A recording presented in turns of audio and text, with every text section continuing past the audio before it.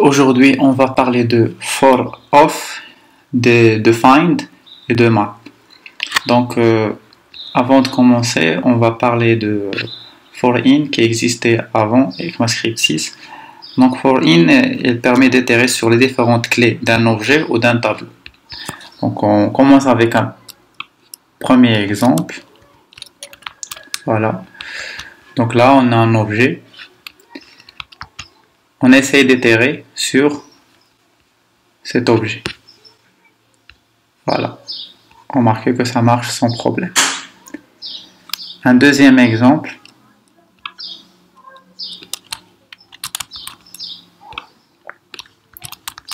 Donc là, mon but c'est de vous montrer que malgré son apparente simplicité d'utilisation, cette méthode for in, elle cache quelques soucis. La première, l'index est converti en chaîne de caractères et cela peut poser problème si l'index est utilisé dans par exemple des opérations de calcul. Si jamais on utilise ce i dans des opérations de calcul.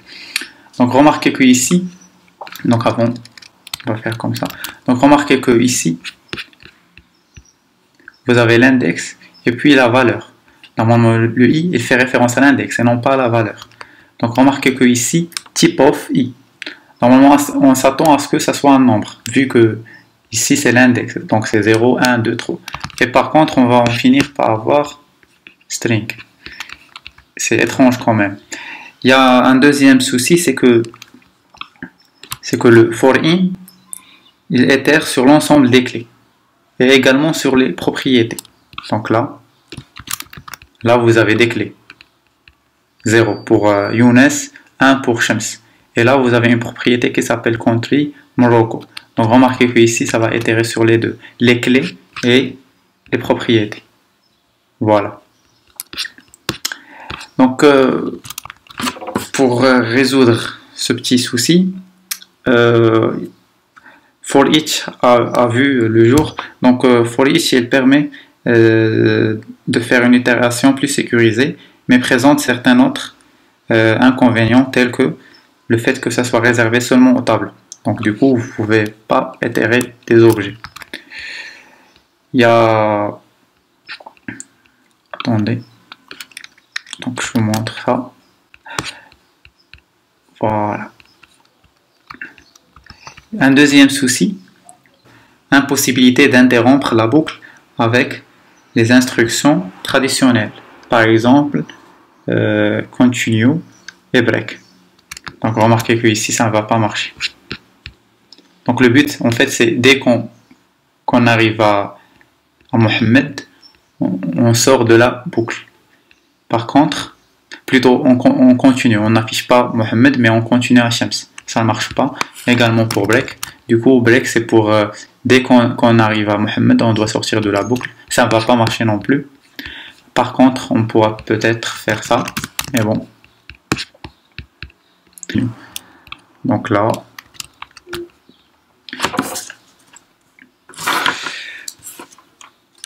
du coup, ECMA, donc on a vu for in, for each. Donc ECMA a décidé de donner naissance à for of, tout en gardant for in. Le principe est le même, parcourir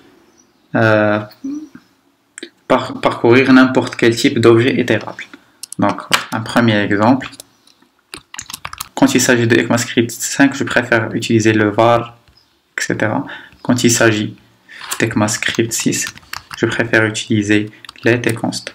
Donc, vu qu'on fait aucune opération sur le nom, on va le déclarer comme une constante. Donc, remarquez que ici, on a les noms qui s'affichent. Si on met in, c'est logiquement, c'est les index qu'on va avoir. Donc 0, 1, 2. Voilà. Lorsqu'on fait off, c'est la valeur. Je crois que c'est clair. Donc voilà. En plus de ça, donc là on avait un tableau chaîne de caractères. Là on a carrément un tableau, un tableau d'objets.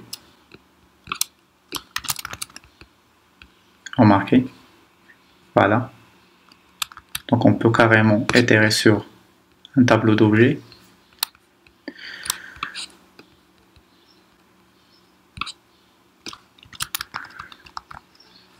on peut même itérer sur une chaîne de caractères.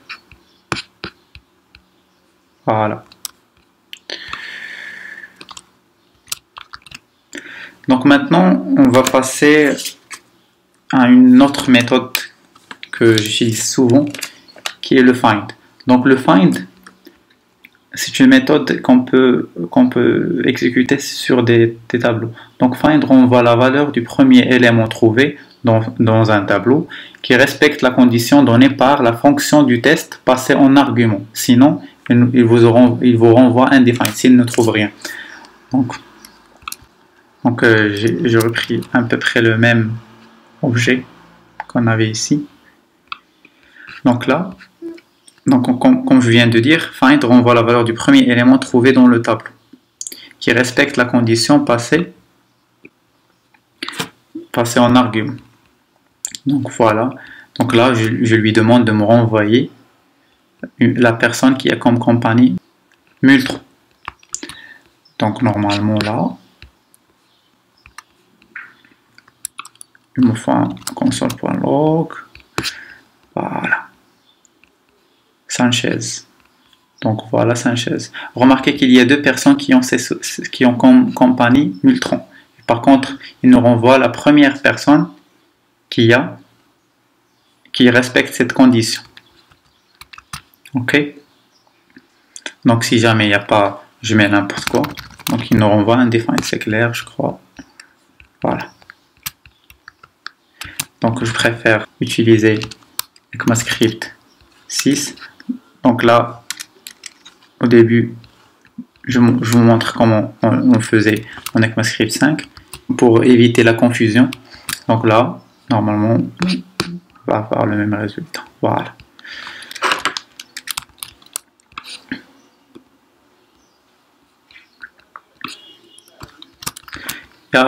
Il y a une deuxième méthode que j'aime bien.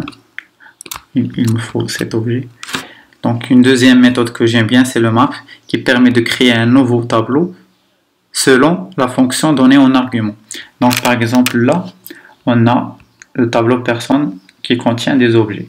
Donc si jamais moi je veux calculer l'âge des personnes en me basant sur leur date de naissance. Donc je peux rajouter carrément une propriété dans chacun des objets. Donc là, je l'appelle âge.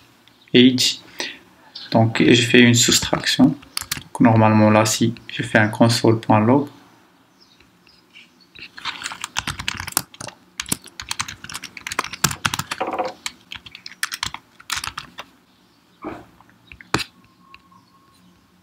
voilà. Donc la première, âge 24, 34, 28. Je peux carrément, des fois, ça m'arrive souvent, donc des fois,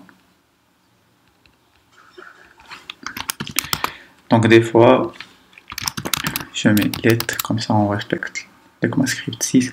Donc là, des fois, souvent, on a besoin de construire à partir d'un tableau d'objets, un tableau par exemple de string. Si jamais j'ai une liste d'objets et que à partir de cette liste, je veux seulement les noms. Donc je veux un tableau qui contient seulement les noms.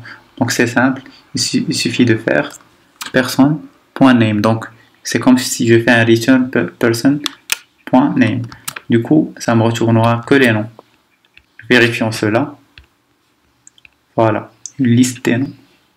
J'espère que ça vous a aidé un peu. J'espère que ça a été clair. Je vous souhaite bon courage et merci.